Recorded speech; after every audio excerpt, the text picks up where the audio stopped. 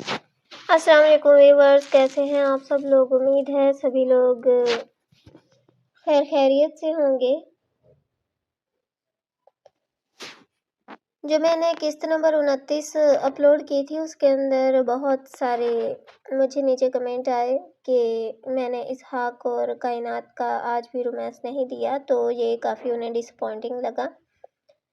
देखिए मेरी बात सुने, हर एक किस्त के अंदर तो उनका रोमांस नहीं हो सकता। बाकी भी कपल्स हैं, उनको भी वक्त देना होता है, उनके ऊपर भी मेरी उतनी ही जिम्मेदारियां बनती हैं जितनी कि इसहाक और कायनात की तरफ। मैं हमेशा आप लोगों से कहती हूँ कि बाकी कैरेक्टर होते हैं, उन्हीं के साथ मिलकर एक कहानी बनती है। अगर मैं कहानी से सस्पेंस और दूसरे कपल्स निकाल दूंगी तो कहानी नहीं बचेगी। इसके अंदर बहुत सारे राज हैं, बहुत सारी एक कहानी का अच्छा प्लेटफॉर्म मैंने बनाया हुआ है जिसके अंदर मैं एक्स्ट्रा इनके सीन ऐड करके कुछ आप ही लोगों के लिए लिखती हूँ, वरना मेरा बस चले तो मैं डायरेक्ट स्टोरी लिखूँ और बस मेरा भी भला और जो स्टोरी पढ़ने वाले हैं उनका भी भला। मगर रोमांस का तो इसके अंदर खामखा में ही तड़का लग जाता है, वो बस इंटरटेनमेंट के लिए होता है। बाकी अगर आप लोग स्टोरी पर फोकस करेंगे तो मुझे लगता है कि आपको ये कमी ज़्यादा महसूस नहीं होगी। हाँ, मैं ये बात भी जानती हूँ कि कुछ लोग ऐसे यहाँ पर मौजूद हैं जो सिर्फ उन्हीं के रोमांस को पढ़ने के लिए मेरी कहानी तक आते हैं, लेकिन उनसे भी मैं यही कहना चाहूँगी कि अगर आप वाकई एक स्टोरी रीडर हैं, आपको वाकई कहानियों से मतलब है, तो फिर आप सारी स्टोरी पर फोकस किया करें। ये नहीं कि आपके मतलब का पार्ट हुआ और बस आपने लुडियाँ डाली, और अगर नहीं तो फिर आप नीचे आके बोलेंगी कि भाई हमें तो बहुत डिसअपॉइंटिंग लगा। अगर उनके सीन नहीं होते तो मैं हमेशा इस बात का ध्यान रखती हूँ कि किसी न किसी एक कपल का सीन ज़रूर हो।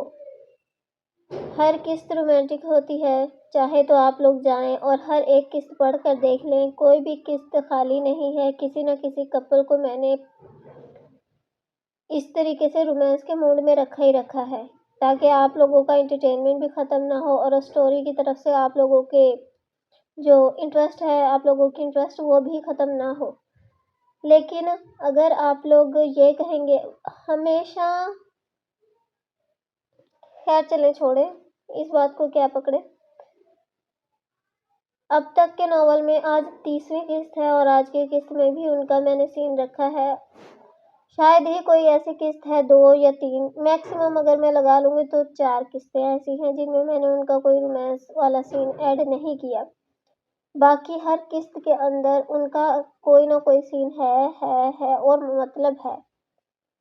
उनके बहुत ज़्यादा पार्ट हैं। बाकी दूसरे जो कपल्स हैं उनको फिर भी मैंने डाउन पर रखा हुआ है।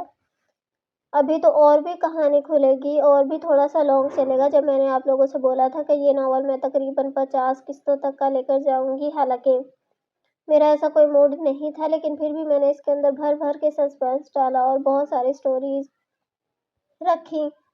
अगर आप लोग कहानी को पढ़ेंगे तो इस नावल के अंदर मैंने हर एक कैरेक्टर का, कपल का नहीं, कैरेक्टर का, हर एक कैरेक्टर का अलग पास्ट, अलग स्टोरी रखी हुई है और इन सबको जोड़ना भी है, स्टोरी भी लेके चलनी है। क्योंकि अगर स्टोरी ना हुई तो फिर नॉवल का कोई मकसद नहीं रहता। सिर्फ रोमांस लिखूंगी तो फिर आप लोग भी बोर हो जाएंगे और मुझे भी समझ नहीं आएगा कि आखिर मैं लिखना क्या चाह रही हूँ, मैं एक राइटर हूँ भी कि नहीं हूँ। तो यही कहना चाहूँगी कि रोमांस का तड़का तो वैसे ही लगा दिया जाता है। बाकी मैं एक नॉवल राइटर ही हूँ और स्टोरी ही लिखती हूँ। यहाँ बहुत सारे मेरे ऐसे रीडर्स हैं जिनको मेरी स्टोरी पसंद है, उनसे मुझे बड़ी मोहब्बत है क्योंकि वो मेरा सारा लिखा हुआ पढ़ते हैं। एक एक लफ्ज़ पे बड़ी मेहनत की जाती है, बड़ा सोच के समझ के लिखा जाता है, लेकिन जब आप लोग उसे स्किप करके अपने मतलब की चीज़ें ढूंढ रहे होते हैं और जब वो आपको नहीं मिलती तो नीचे आके कमेंट सेक्शन में आप लोग बोल रहे होते हैं कि जी हमें हमारा मतलब की चीज़ नहीं मिली है तो हम बड़े डिसअपॉइंट हो गए हैं। तो डिसअपॉइंट तो मैं भी हो जाती हूँ ना, जब मैं ये देखती हूँ कि आपको स्टोरी से कोई मतलब नहीं है, आपको बस अपने मतलब से मतलब है। ऐसा नहीं होना चाहिए। सारी स्टोरी बहुत ज़रूरी है, बहुत दिमाग लगता है, सोच के लिखनी पड़ती है। आप लोगों से एक कमेंट भी अच्छे तरीके से नहीं होता है, तो आप लोग जहाँ अपनी राय का इज़हार भी नहीं कर सकते, वहीं आप एक राइटर को इस तरीके से भी नहीं बोल सकते। बाकी जो लोग रिस्पॉन्स देते हैं, मैं यही कहती हूँ कि जो लोग रिस्पॉन्स देते हैं उनका बेहद शुक्रिया। मैं उनसे बहुत मोहब्बत करती हूँ, वो मेरे ख़ास रीडर्स हैं, बल्कि मैं सबके कमेंट्स पढ़ती हूँ और जो मुझे रोज़ाना रिप्लाई करते हैं, रोज़ाना मुझे कमेंट करते हैं, वो भी मुझे मालूम है कि मेरे कौन-कौन से रीडर्स हैं, बल्कि वो तो मेरी फैमिली बन चुके हैं।